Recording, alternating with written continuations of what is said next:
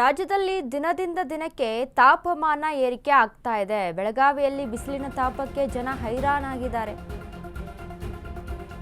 ರಾಜ್ಯದಲ್ಲಿ ದಿನದಿಂದ ದಿನಕ್ಕೆ ಬಿಸಿಲಿನ ತಾಪಮಾನ ಹೆಚ್ಚುತ್ತಾ ಇದೆ. ಬೆಳಗಾವಿಯಲ್ಲಿ ಬಿಸಿಲಿನ ತಾಪಕ್ಕೆ ಜನ ಹೈರಾಣು. ಮನುಷ್ಯರು ಅಷ್ಟೇ ಅಲ್ಲದೆ ಪ್ರಾಣಿಗಳು ಕೂಡ ಒದ್ದಾಟ ನಡೆಸ್ತಾ ಇದ್ದಾರೆ. ಬಿಸಿಲಿನ ತಾಪಕ್ಕೆ ಪ್ರಾಣಿಗಳಂತೂ ಸುಸ್ತು.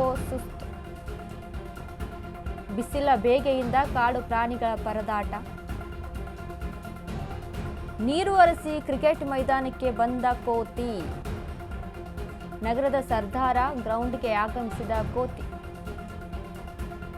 ಕೋತಿಗೆ ನೀರು ಕುಡಿಸಿದ ಮೈದಾನದ ಸಿಬ್ಬಂದಿ.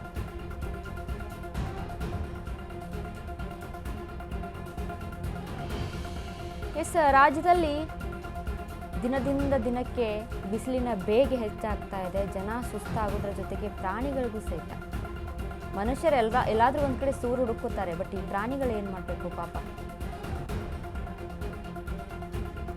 ನೀರು ಬೇಕು ಅಂತಂದ್ರೆ ಎಲ್ಲೆಡೆ ಬೇರೆ ಸೀಸನ್ಸ್ಗಳಲ್ಲೆಲ್ಲ ಮಳೆಗಾಲ ಆಗಿರ್ಬೋದು, ಇಲ್ಲೆಲ್ಲ ನೀರೆಲ್ಲ ಸಿಗ್ತಾ ಇರುತ್ತೆ, ಅಲ್ಲಿ ಇಲ್ಲಿ ಎಲ್ಲೋ ದಾರಿಯನ್ನು ಹುಡುಕೊಳ್ತವೆ. ಬಟ್ ಈ ಬಿಸಿಲಿನ ಸಮರ್ ಸೀಸನಲ್ಲಿ ನಾವು ಗಮನಿಸಿ ನೋಡಿದಾಗ ಇರುವಂಥ ನೀರುಗಳು ಬತ್ತಿ ಹೋಗ್ತಾ ಇರುತ್ತೆ. ಹಾಗಾಗಿ ಪಾಪ ಪ್ರಾಣಿಗಳಿಗೂ ತುಂಬ ತೊಂದರೆ.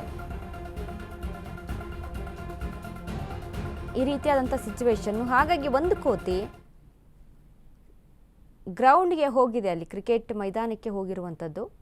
ಅಲ್ಲಿ ಸಿಬ್ಬಂದಿ ನೀರು ಕುಡಿಸಿದ್ದಾರೆ ನೋಡಿ ಆ ಕೋತಿಗೆ.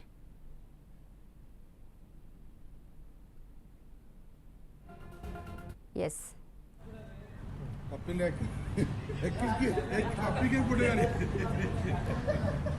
ಪ್ರಾಣಿಗಳ ಅವಸ್ಥೆ ಕೂಡ ಅಲ್ಲೋಲ ಕಲ್ಲೋಲ ಆಗಿದೆ ಪಾಪ. ಬಿಸಿಲಿನ ಬೇಗೆ, ಸುಸ್ತು, ಆಹಾರ ಒಂದ್ ಕಡೆ ಆಹಾರದ ಕೊರತೆ ಆಗ್ತಾ ಇರುತ್ತೆ, ಮತ್ತೊಂದು ಕಡೆ ನೀರು ಸಹಿತ ಸಿಗ್ತಾ ಇಲ್ಲ ಅಂತ ಅಂದಾಗ ಯಾರಾದರೂ ನೀರು ಕೊಡ್ತಾರಾ ಅಥವಾ ಏನಾದರೂ ಕೊಡ್ಬೋದು ಅನ್ನುವಂಥ ಒಂದು ಯೋಚನೆಯಲ್ಲಿ ಆ ರೀತಿಯಾಗಿ ಕೋತಿಗಳು ಓಡಾಟವನ್ನು ನಡೆಸ್ತಾ ಇರುತ್ತೆ. ಆ ಕೋತಿಗೆ ನೀರನ್ನು ಕುಡಿಸಿ ಅಲ್ಲಿ ಮಾನವೀಯತೆಯನ್ನು ಮೆರೆದಿದ್ದಾರೆ ಅಲ್ಲಿರುವಂತಹ ಸಿಬ್ಬಂದಿ.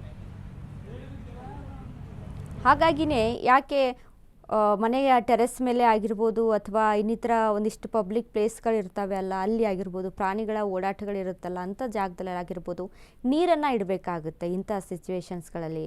ಯಾಕಂದರೆ ಬೇಸಿಗೆ, ತುಂಬ ಬೇಸಿಗೆ, ಬಿಸಿಲು, ಹಾಗಾಗಿ ನೀರನ್ನು ಅರಿಸಿ ಬರ್ತಾ ಇರುತ್ತೆ ಪ್ರಾಣಿಗಳು, ಪಕ್ಷಿಗಳು. ಅವಕ್ಕೆ ಅಂತ ಒಂದಿಷ್ಟು ತೊಟ್ಟಿಗಳಲ್ಲಿ ಎಲ್ಲ ನೀರನ್ನು ಇಟ್ಟರೆ ಅವು ಅಲ್ಲಿ ಅವ್ರ ಪಾಡಿಗೆ ಅವು ಕುಡಿದು ಹೋಗ್ತವೆ. ಸೊ ಈ ರೀತಿಯಾಗಿ ಮಾಡಿ ಟೆರೆಸ್ ಮೇಲೆ ಅಥವಾ ಇಲ್ಲೆಡೆ ಒಂದೆಡೆ ಜಾಗಗಳಲ್ಲಿ ನೀರನ್ನು ಇಡುವಂಥ ಕೆಲಸ ಮಾಡಬೇಕಾಗುತ್ತೆ.